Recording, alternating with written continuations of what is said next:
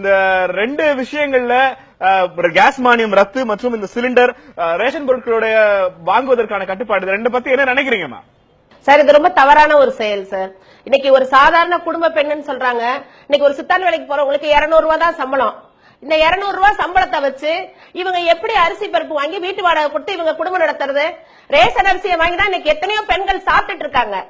எவ்வளவோ கஷ்டப்படுறவங்க இந்த ரேஷன் பொருளை நம்பிதான் வாழ்ந்துட்டு இருக்காங்க. இன்னைக்கு ஒவ்வொரு ரேஷன் கடையிலையும் பாத்தீங்கன்னா பலதரப்பட்ட கூட்ட மக்கள் நிக்கிறாங்க. இன்னைக்கு நமக்கு வெளியில இருந்து பாத்தீங்கன்னா கௌரவமா இருக்கிற மாதிரி தெரியுது. ஆனா ரேஷன் பொருளை வாங்கி சாப்பிடுற மக்கள் எத்தனையோ பேர் இருக்காங்க. எப்படிங்க சார் ரேஷன் அரிசி இவங்க கட் பண்ணலாம்? ரேஷனுக்கு தர மானியத்தை இவங்க எப்படி கட் பண்ணலாம்? சிலிண்டருக்கு கொடுக்கிற மானியத்தை இவங்க எப்படி கட் பண்ணலாம்? மத்திய மாநில அரசுக்கு மக்கள் மேல என்ன மரியாதை இருக்கு, என்ன பாசம் இருக்கு? சும்மா கண்டு துடைக்கிறதுக்காக ஒவ்வொரு தரவும் பேசிக்கிறதா? நாங்க நல்லது செய்யறோம், மக்களுக்கு நல்லது செய்யறோம், நல்லது செய்யறோம்னு. அடிப்படை தேவை சார் மக்களுக்கு ரேஷன் பொருள். அதுக்கே இவங்க இவ்வளவு கட்டுப்பாடு விதிக்கும் போது நாளைக்கு மக்கள் எல்லாமே ஒரு அரசாட்சியில இருக்கிற மாதிரி இல்ல, ஒரு மிலிட்டரி ஆட்சிக்கு வந்துடுற மாதிரி இருக்கு. நாம இப்ப எல்லாம் மக்கள் என்ன நினைக்கிறோம்னா, நம்ம எல்லாம் சுதந்திரம் வாங்காம இருந்திருக்கலாமோன்னு நினைக்கிறோம். இல்ல, எனக்கு இப்ப கேட்க வேண்டிய கேள்வி, ரேஷன் கடைகள் அவ்வளவு கூட்டம் இருந்தாலும் கூட மக்கள் அந்த பொருட்களை வாங்குறாங்களா? நிறைய ரேஷன் கார்டுகள்ல போர்ஜரி நடக்குது. பல பேர் ரேஷன் அரிசி வாங்கி வெளியில வித்துக்கிட்டு இருக்காங்க. பல மற்ற மாநிலங்களுக்கு அது கடத்தப்படுதுன்னு பல்வேறு புகார்கள் இருக்கு. ரேஷன் அரிசி இந்த விற்பனை எப்படிதான் அரசாங்கம் ஒழுங்குபடுத்தும் நினைக்கிறீங்க?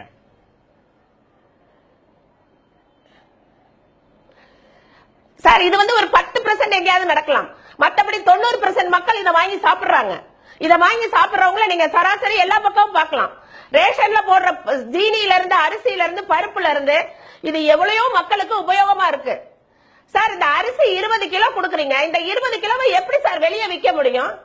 இன்னைக்கு எத்தனை ஏழை குடும்பங்கள் சாப்பிட்டு இருக்காங்க தெரியுங்களா? நீங்க கணக்கெடுத்து பாருங்க. இவ்வளவு அரசியல் அதிகாரிகள் பேசுறாங்க, அரசியல்வாதிகள் பேசுறாங்க. அவங்க கிட்ட எல்லாம் கணக்கெடுக்க சொல்லுங்க சார். கீழ்மட்டத்துக்கு வாங்க சார். மேல் மட்டத்துல இருந்து பாத்தீங்கன்னா உங்களுக்கு தெரியாது. கீழ்மட்டத்துக்கு வாங்க. எத்தனை பேர் அந்த ரேஷன் அரிசியால குடும்பம் நடத்துறாங்கன்னு பாருங்க. நீங்க ரேஷனுக்கு கொடுக்க அந்த சிலிண்டருக்கு கொடுக்கிற மானியத்துல எத்தனை பேர் குடும்ப பிரச்சனைகளை தீர்க்கிறாங்கன்னு பாருங்க. 100 ரூபாங்கிறது இன்னைக்கு ஒரு பெரிய விஷயமா இருக்கு சார் எங்களுக்கு. அது எப்படி சார் எல்லா மானியத்தையும் இவங்க கட் பண்ணுவாங்க? ஓட்டு கேட்கும் போது மட்டும் எங்கள்கிட்ட ஆயிரக்கணக்கான பார்ட்டிகளை பத்தி பேசுறாங்க.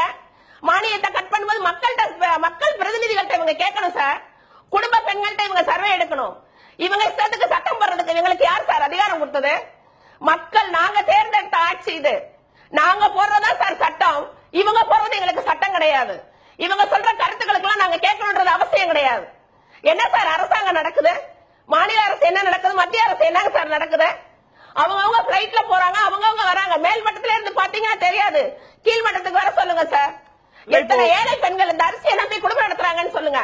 600 ரூபாய் சம்பளம் வாங்குற ஒரு கொத்தனார் 200 ரூபாய் கொடுத்துட்டு வந்துடுறான். மிச்சம் 400 ரூபாய் அவன் வீட்டு வாடகை கொடுக்கணும், அவன் குடும்பத்தை பார்க்கணும். இல்ல, இப்ப மாநில அரசாங்கம் என்ன சொல்றாங்கன்னா, மத்திய அரசாங்கம் சொல்லுகிற போது எங்களுக்கு செய்யறதை தவிர எங்களுக்கு வேற வழி இல்லன்னு மாநில அரசாங்கம் சொல்கிறது. இது மத்திய அரசாங்கத்தினுடைய ஃபார்முலா. மத்திய அரசாங்கம் எப்படி சார் சொல்றது? நம்ம மாநில அரசாங்கம் கேட்கணும் சார். நம்ம சேர்ந்ததான் சார் மத்திய அரசாங்கம். மாநில அரசாங்கம் அதுக்காக முயற்சி எடுக்கணும் சார். மாநில அரசாங்கம் தான் அதுக்கான முழு முயற்சி எடுக்கணும். ஓட்டு கேட்க வர்றது மாநில அரசாங்கம் தானே, மத்திய அரசாங்கம் அப்புறம் தானே வருது. முதல்ல மாநில அரசாங்கம் நம்மள்ட்ட ஒப்பீனியன் கேட்கணும் சார். நம்ம மக்கள், ஏழை மக்கள்கிட்ட அவங்க இறங்கி வரணும். டெல்லி பாம்பேக்காரவங்க எல்லாம் கஷ்டப்படுறாங்கன்னு சொல்ல, நம்ம மக்கள்கிட்ட இறங்கி வரட்டும் சார். இன்னைக்கு விவசாயம் சுத்தமா ஒழிஞ்சு போச்சு.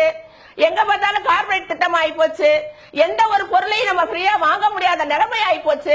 இதுல ரேஷனையும் நீங்க ஊத்தி மூடிட்டீங்கன்னு வச்சுங்க. பேசாம ரேஷன்ல இனிமே ஆளுக்கு ஒரு பாட்டில் பால்டாயில கொடுத்து வித்துருங்க சார். எல்லா மக்களும் வாங்கி குடிச்சு செத்துருவாங்க. நீங்க அரசியல நல்லா நடத்துங்க, அதுதான் நடக்கும். நீங்க ரேஷனை மூடுறீங்க அப்படின்னா நாடு கொந்தளிக்கும் சார். பெண்கள் எல்லாரும் ரொம்ப கொந்தளிப்பாங்க, நான் கட்டாயமா சொல்றேன்.